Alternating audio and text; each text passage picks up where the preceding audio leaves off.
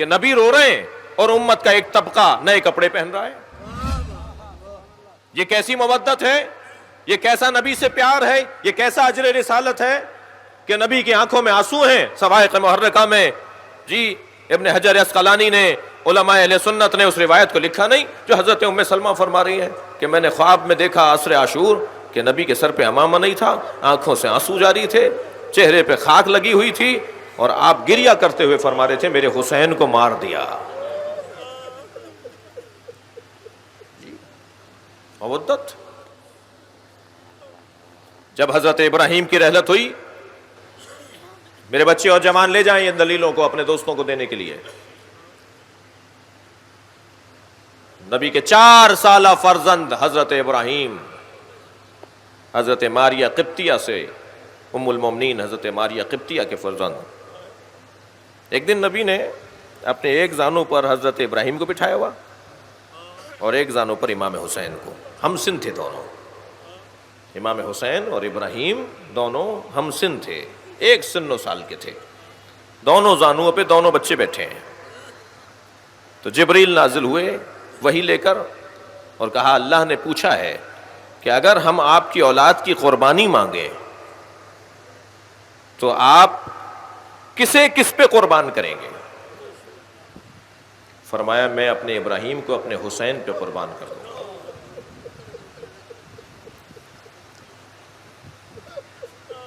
جیسے ہی نبی مکرم نے ابراہیم کو حسین پہ قربان کرنے کا اظہار کیا،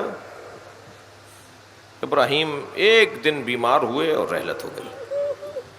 اب نبی کو تو معلوم ہے کہ یہ قصہ کیا ہے، تو نبی گریہ کر رہے ہیں. جب سرکار نے گریہ کرنا شروع کیا تو عبد الرحمن ابن عوف نے کہا یا رسول اللہ انتا والبکا، آپ اور گریہ. تو فرمایا یا عبد الرحمن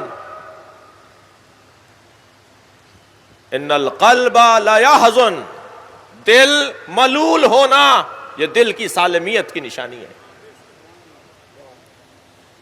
ان العین لا يدمع، آنکھوں سے آنسوؤں کا بہنا، یہ نبی کی حدیث سنا رہا ہوں میں آپ کو، آنکھوں سے آنسوؤں کا بہنا یہ آنکھوں کی سالمیت کی دلیل ہے.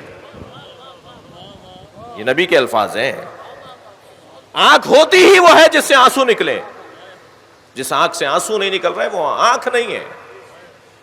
جو دل ملول نہیں ہو رہا وہ دل نہیں ہے.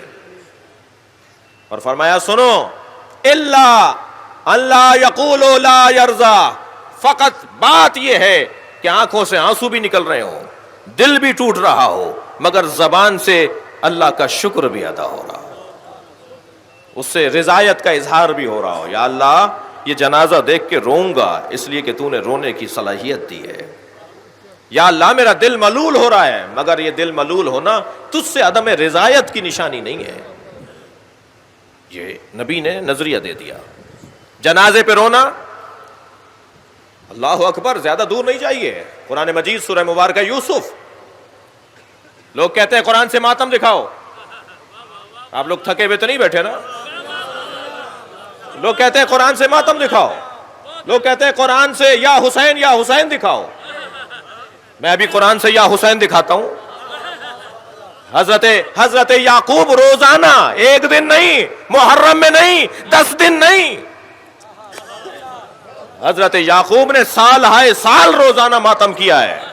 اور کس کا ماتم کیا؟ جس کے زندہ ہونے کا یقین تھا. یہ نہیں کہا، یہ نہیں کہا جائے گا کہ زندہ ہو جاوید کا ماتم نہیں کرتے ہیں. یہ حضرت یوسف زندہ ہے نا. حضرت یعقوب کیا کہہ رہے ہیں؟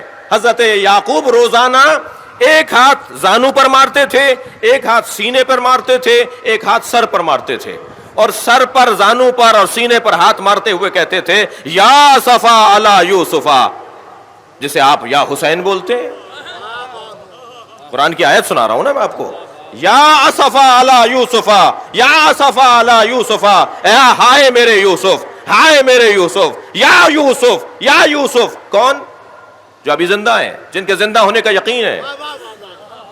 اور نہ صرف زانوں پر، سینے پر اور سر پہ ہاتھ مارتے تھے حضرت یوسف، حضرت یعقوب، بلکہ وَبْيَضَّتْ عَيْنَاهُ، اس کی بعد والی آیت، وَبْيَضَّتْ عَيْنَاهُ فَهُوَ كَظِيمٌ، اور اتنا روتے تھے ماتم کرتے ہوئے کہ رو رو کے حضرت یعقوب کی آنکھیں سفید ہو گئیں.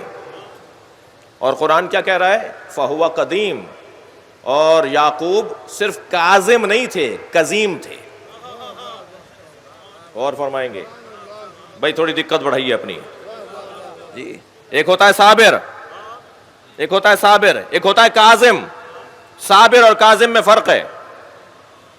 کاظم برداشت کرنے والے کو کہتے ہیں، اور کاظم میں بھی انتہائی برداشت جب آ جائے تو اسے قزیم کہتے ہیں.